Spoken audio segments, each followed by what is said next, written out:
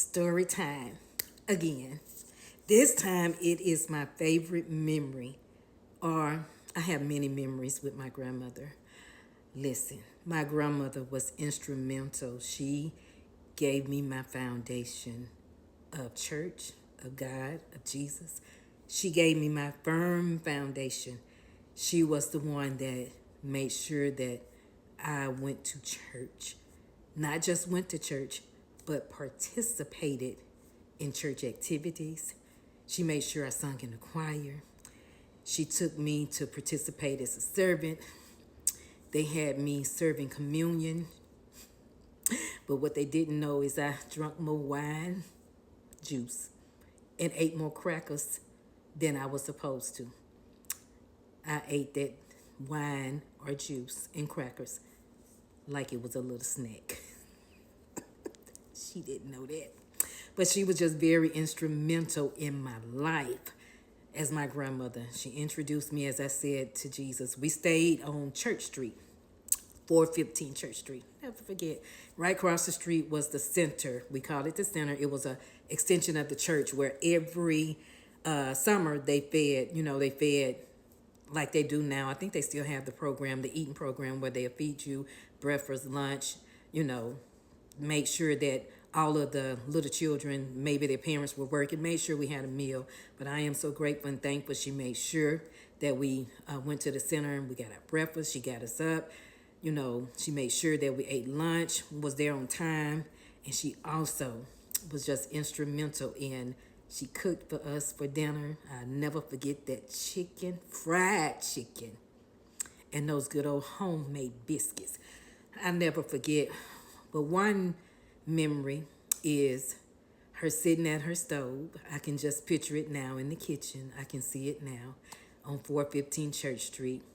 And she used to be the one, especially on holidays, she would be the one to press our hair, because I can remember me sitting between her legs.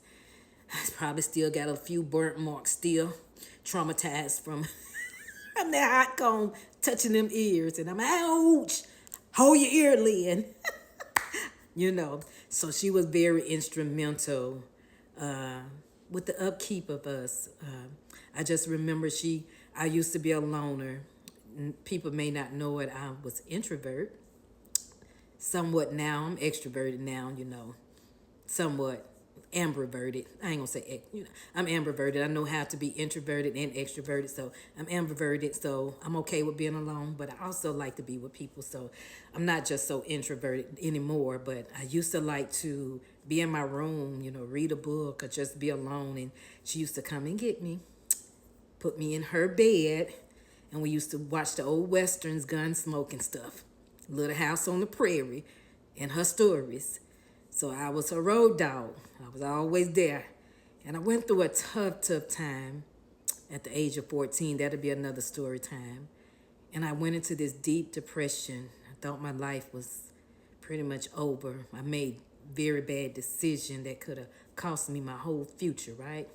But I just remember that she was instrumental. She shook me out of that depression, and she made sure that I went to, they had, every year they would have this early morning breakfast meeting at the church, and I forgot what we called it, but we have to be there for like 5 a.m. She made sure she got me dressed.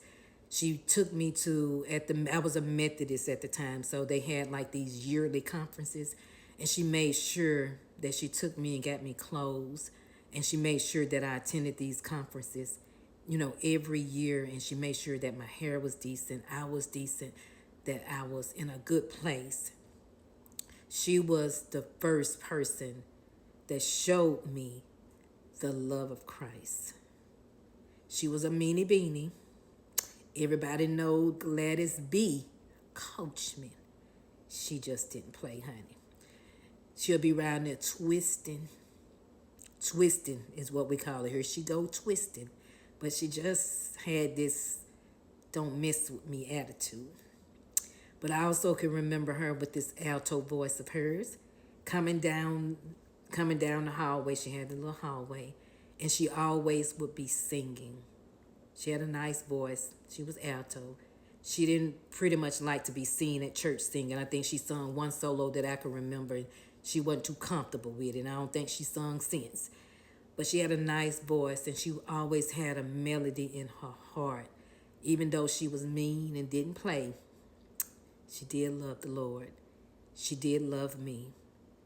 She made sure that I was good. She made sure that I knew who God was, who Jesus was, as relative as the Trinity. She made sure that if I did stray, she brought me back on course with the love of God, made sure that I was good, made sure that what happened when I was 14 years old did not derail me from my future. She made sure that I graduated from high school, that I got my lesson because they was banking on me.